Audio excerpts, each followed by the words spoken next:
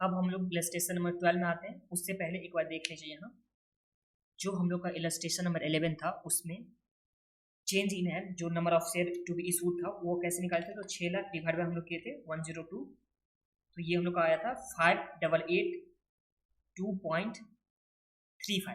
तो इस पॉइंट में मेरे को ये बताना था कि जैसे ही अगर पॉइंट में आता है, क्या आता है, नंबर ऑफ शेयर जब भी पॉइंट में आएगा तो पॉइंट में फ्रैक्शन में तो इशू नहीं किया जाएगा शेयर को, तो इसलिए हम लोग एक एक्स्ट्रा ले लेंगे। अगर यहाँ पे बैलेंसिंग ये जो है 5 से कम भी रहने वाला है, पॉइंट के बाद 5 से कम भी रहने वाला है, तब भी हम लोग को एक एक्स्ट्रा शेयर इशू करना होता है। तो यहाँ इस केस में कितना हो जाएगा, 5883 हो जाएगा। बस यही बताना था कि जब भी फ्रैक्शन में आएगा तो आप लोग को एक एक्स्ट्रा बढ़ा देना। जैसे 0.82 था ना, 5882 था ना, तो वहाँ पे हम लोग को कर देना 3। अब हम लोग आ जाते हैं क्या में, इलस्ट्रेशन में 12 में आ जाते हैं। Okay, the following information pertain to messrs XY लिमिटेड। तो XY लिमिटेड का इन्फॉर्मेशन हम लोग को दे रखा हुआ है, जिसमें क्या दे रखा है, सबसे पहले अर्निंग ऑफ द कंपनी दे रखा है 5 lakh, dividend pay out ratio कितना दे रखा है 60%, उसके बाद number of share outstanding 1 lakh, तो हम लोग का आउटस्टैंडिंग शेयर कितना है, हो गया 1 लाख। फिर इक्विटी कैपिटलाइजेशन रेट हो गया 12%, rate of return on investment कितना हो गया 15%।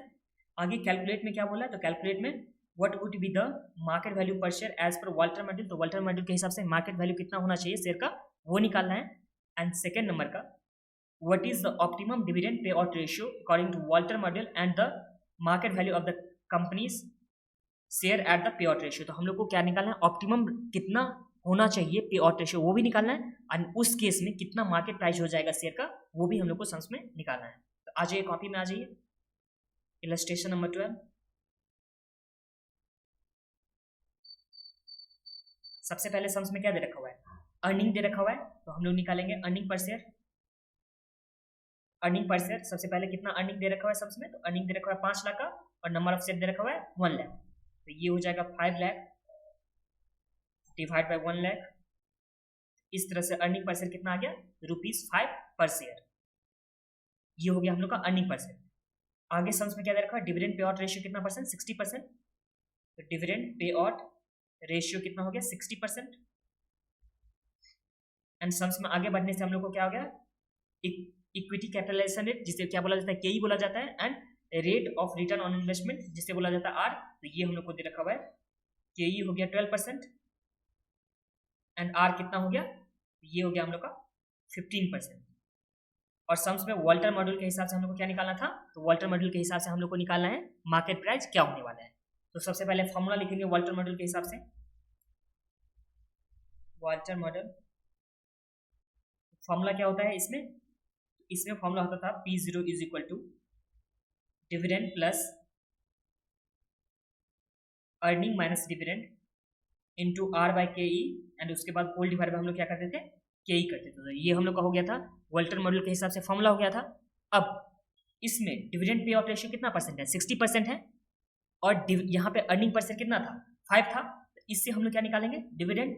तो डिविडेंड कितना आ जाएगा, अर्निंग पर शेयर 5 दे रखा हुआ है और इसका 60%, तो ये हम लोग का डिविडेंड कितना आ गया, 3 आ गया। 3 पर शेयर हम लोग का डिविडेंड आ गया इस केस में। तो ये डिविडेंड के बदले हम लोग 3 लिखने वाले हैं, प्लस अर्निंग हम लोग को सबसे में कितना दे रखा था, 5 दे रखा हुआ था, जिसमें से डिविडेंड 3 माइनस करेंगे, और rate of return on investment कितना दे रखा था, 15 दे रखा था, तो 0.15 डिवाइड बाई के कितना है, तो 0.12 होल डिवाइड बाई 0.12। इसे सॉल्व कीजिए, कितना आता है, ये आ गया 2 into 0.15 divide by 0.12, 2.5 plus 3 divide by 0.12। इस तरह से हम लोग का मार्केट प्राइस कितना आ गया, 45.83। ये हम लोग का कब आया मार्केट प्राइस, जब डिविडेंड पे आउट रेशियो कितना परसेंट दे रखा होता है, 60%। अब ध्यान दीजिए, ये तो हम लोग का फर्स्ट पॉइंट का था, ये था हम लोग का फर्स्ट पॉइंट का। अब सेकेंड पॉइंट में क्या बोला है समझ में, कि ऑप्टिमम कितना होना चाहिए डिविडेंड पे आउट रेशियो। तो उसके लिए हम लोग देखते थे, टेबल देखते थे, जो एक बार बुक में भी देख लीजिए टेबल, ये रहा हम लोग के पास टेबल जो एकदम ऊपर में होगा।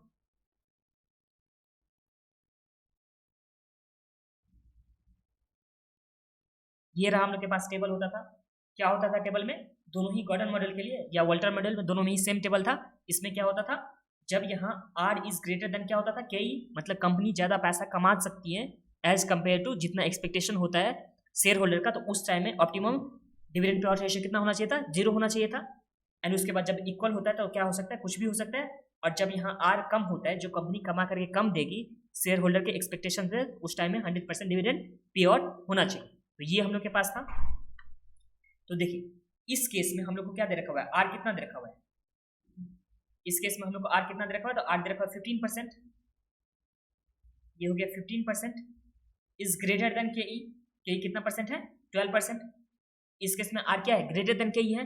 तो optimum dividend pay out ratio कितना होना चाहिए, तो ऑप्टिमम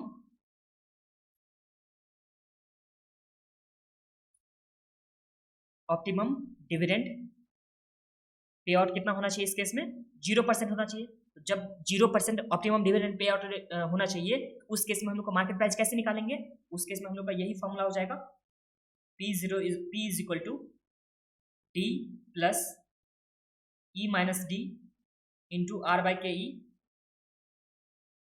डिवाइड बाय J। यही फॉर्मूला होता है ना।